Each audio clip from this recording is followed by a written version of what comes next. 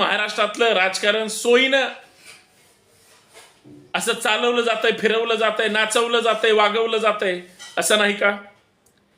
ईडीचे अधिकारी ज्यावेळेस भाजपच्या जवळची लोक असतील त्यांना का नोटिसा जात नाहीत, त्यांची का चौकशी होत नाही, त्यांना का त्या ठिकाणी पहाट त्या ठिकाणी ईडी चहा प्यायला जात नाही? महाराष्ट्रासह देशामध्ये घाणेरडे राजकारण होतंय, सोळीचं सुडाचं राजकारण होतंय आणि तरीही लोक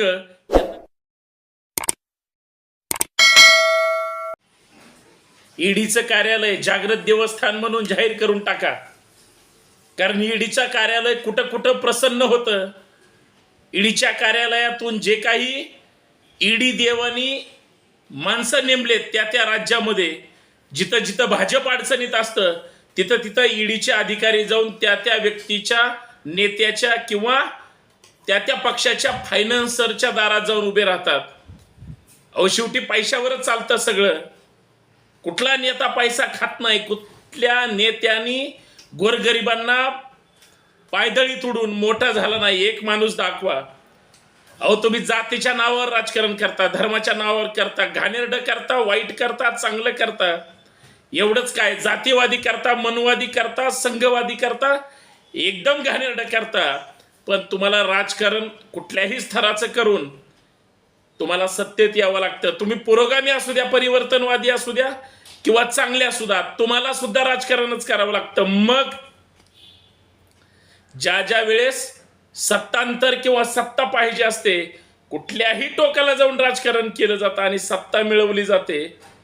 पण नेता जन्माला आला नेतृत्वाच्या दिशेने, नेता जन्माला आला एखाद्या संवैधानिक पदाच्या दृष्टिकोनातून, नेता जन्माला आला एखादा सरकार स्थापन करेपर्यंत, तर लगेच ह्यांचे भुंगे सुरू होतात. मग यांच्या पाठीशी त्या ठिकाणी ईडीचा भुंगा फिरतो, इन्कम टॅक्सचा भुंगा फिरतो. वेगळ्या वेगळ्या गोष्टीतून प्रत्येक नेत्याला, कार्यकर्त्याला, एखाद्या पक्षाच्या प्रमुखाला, एवढंच काय, हितचिंतकांना सुद्धा त्या ठिकाणी टार्गेट केलं जातं. आणि याच विषयावर आपल्याला चर्चा करायची मित्रांनो. जयजी जाऊ. मी आपला मित्र सहकारी संतोष शिंदे. या सामाजिक विचारपीठावर आपल्या सर्वांचं ईडीच्या पैसे भरलेल्या बॅगनी शुभेच्छा. त्याचं कारण पण असं आहे, महाराष्ट्रात भाजप सत्तेवर होती का नव्हती? आत्ता नव्हती, पण भाजपला सत्तेवर यायचं होतं की नव्हतं? यायचं होतं. पण इथं सरकार कुणाचं होतं? तर महाविकास आघाडीचं होतं. हा झाला महाराष्ट्रापुरता मुद्दा. इतर राज्यात सुद्धा, ज्या राज्यांमध्ये, मग तुम्हाला उदाहरण सांगितलं तर पंजाब असेल, दिल्ली असेल, तिकडे झारखंड असेल किंवा आपला महाराष्ट्र घ्या, केंद्रामध्ये भाजपची सत्ता आहे. मग केंद्राच्या ज्या केंद्रीय संस्था आहेत त्या कुणाच्या तालावर नाचणार? मग ही ईडी असेल, सीबीआय असेल, इन्कम टॅक्स असेल, त्या राज्याची पोलीस यंत्रणा असेल, कुणाचा आदेश मानते? आदेश मानल्यानंतर त्यांना कसं त्या पद्धतीनं टार्गेट केलं जातं? मग आता त्या राज्यामध्ये भाजपची सत्ता नाही. जिथं भाजपची सत्ता नाही तिथं त्या पक्षाचं काम कोण करतं? तर त्या राज्यातले ईडी. उदाहरण महाराष्ट्र. उद्धव ठाकरे मुख्यमंत्री म्हणून काम करत होते आणि ठाकरे साहेब ज्यावेळेस महाविकास आघाडी निर्माण झाली, बरोबर भाजपला सत्तेतून बाजूला ठेवलं. शिवसेनेच्या डझनभर लोकांना ईडीची त्या ठिकाणी नोटीस गेल्या होत्या. त्यांची नावं तुम्हाला माहिती आहेत, नसतील तर मी सगळ्यांची नावं सांगतो. गेल्या होत्या का नव्हत्या? मग राष्ट्रवादीचे सुद्धा टार्गेट होते. तेच टार्गेट होते का? काँग्रेसचे सुद्धा टार्गेट होते. येऊन जाऊन जे भाजपच्या विरोधात भूमिका मांडत होते त्यांना सुद्धा ईडीच्या नोटीस, का त्यांनीही कुठंतरी मलिदा कमवलेला, खाल्लेला, गोळा केलेला असतो. मग आता भाजपला सत्तेवर आणायचंय किंवा भाजपच्या विरोधी पक्षातली लोक त्या राज्यात सत्तेवर आहे, मग त्या नेत्यांची झोप उडवणार. मग यादी तयार होणार. भाजपचे जे वाचाळवीर नेते, प्रवक्ते जे कोणी असतील, रोज टोकाचं घाणेरडं बोलणार. मी भाजपच का करतोय? का दुसरं केंद्रात सत्तेत नाही, आणि काँग्रेस सत्तेवर होती त्यांनी कधीच असं घाणेरडं राजकारण केलं नाही.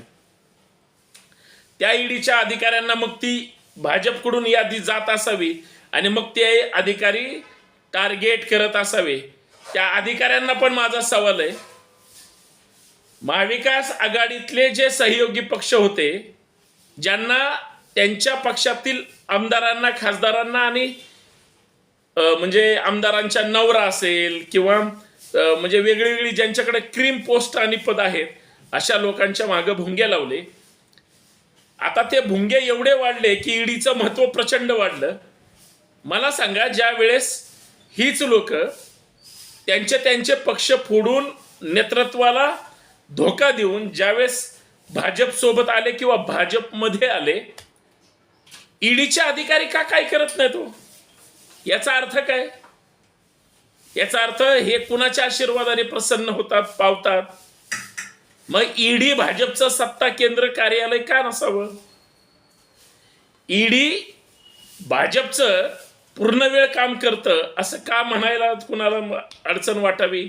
त्याचं कारण सुद्धा असं आहे, शिवसेनेच्या ज्या लोकांना ईडीची नोटीस होती आणि नंतर ती भाजप सोबत गेले शिंदे साहेबांनंतर आणि सरकार हे झालं, नंतर त्यांना म्हणजे अगोदर ते सोम्मा या नावाचा व्यक्ती सतत शिवसेनेच्या उद्धव ठाकरेंपासून सगळ्यांना टार्गेट करायचा. ज्यावेळेस टार्गेट होत होते किंवा त्यांना नोटिसा जात होत्या, आनंदराव अडसूळ असतील, भावना गवळी असतील, ते विनायक जाधव असतील, जे यशवंत जाधव, जे कुणी लोक असतील, त्या हे मी बोटावर मोजणे एवढे सांगितले, अजून अर्धा डझन नावं आहेत. ह्या लोकांना आता ईडीच्या नोटिसा गेल्यात किंवा कारवाई सुरू आहे असं का कुठंच दिसत नाही? मग का नसेल ईडीचं कार्यालय? पैसे टाकून जागृत देवस्थान, हा झाला एक मुद्दा. मग तशीच राष्ट्रवादीच्या मागे होती. बऱ्याच जणांनी सांगितलं होतं की मागची दिवाळी म्हणजे नुसतं गाडी भरून पुरावे, हे सगळे भाषा तुम्हाला शब्द माहिती असतील. पण ह्या सगळ्या ह्याच्यामध्ये ज्यावेळेस ह्यांचं आणि भाजपचं टोचन झालं, झंगाट झालं, त्यावेळेस मात्र हे शांत झोपायला ह्यांना तिकडे वेळ मिळाला किंवा झोप लागते. याचा अर्थ काय? याचा अर्थ महाराष्ट्रातलं राजकारण सोयीनं असं चालवलं जातंय, फिरवलं जातंय, नाचवलं जातंय, वागवलं जातंय, असं नाही का? ईडीचे अधिकारी ज्यावेळेस भाजपच्या जवळची लोक असतील, त्यांना का नोटिसा जात नाहीत? त्यांची का चौकशी होत नाही? त्यांना का त्या ठिकाणी पहाट त्या ठिकाणी ईडी चहा प्यायला जात नाही? कारण असं आहे, देशामध्ये ज्या ठिकाणी भाजपची सत्ता नाही, त्या ठिकाणी भाजपची सत्ता आणण्यासाठी ईडी पहिल्यांदा जाऊन तिथं सर्वे करते. ईडीच्या माध्यमातून भाजपच्या विरोधी पक्षांचा एक सर्वे केला जातो. भाजपच्या लोकांना जे सोयीचं वाटतं त्या मतदारसंघातल्या भाजप विरोधी पक्षातल्या पैसेवाल्या लोकांना टार्गेट केलं जातं, केसेस फाईल होतात, ईडी चौकशीला बोलवलं जातं, वेगळ्या भुंगे मागे लागतात आणि मग तिथं तो पक्ष कमजोर होतो आणि भाजपचे नेते मग उन्माद किंवा आत्मविश्वासाने फुलटू फटांग होतात आणि ते सांगतात, बघा हे कसे भ्रष्टाचारी आहेत. आणि मग तिथं ईडीचा विजय होतो आणि ईडीच्या माध्यमातून भाजप विजयी होण्यासाठी प्रयत्नशील असते. एवढं सगळं राजकारण भाजप पेरतंय, लोकांना कळत नाही. मगाशी मला मित्र म्हणाला, अरे महाराष्ट्रामध्ये आता ग्रामपंचायतीच्या ज्या झाल्या त्याच्यामध्ये सत्ताधारी महाराष्ट्रातले भाजप, शिंदे गट आणि अजित पवार गट हे एकदम जोरात आहेत. यांच्या जागा, अरे म्हणलं दादा, हे ठरवलं कुणी? जिकडं खोबरं तिकडं चांग भलं असतं.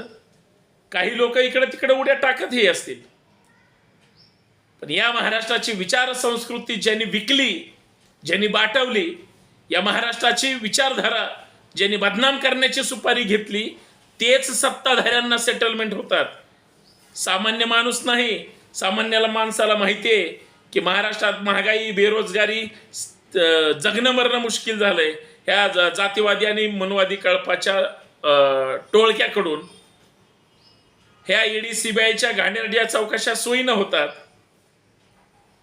मग त्याच्या लक्षात आलं की मग हे असंही षडयंत्र असू शकतं. पण हे सगळं षडयंत्र महाराष्ट्रातली जनता ईडीच्या माध्यमातून भाजपला त्या ठिकाणी त्या नजरेने पाहते आणि भाजप ह्या सगळ्या यंत्रणेचा गैरवापर करते. म्हणून ईडी, सीबीआय, इन्कम टॅक्स, जागृत देवस्थान पैसे घेऊन प्रसन्न आहे का?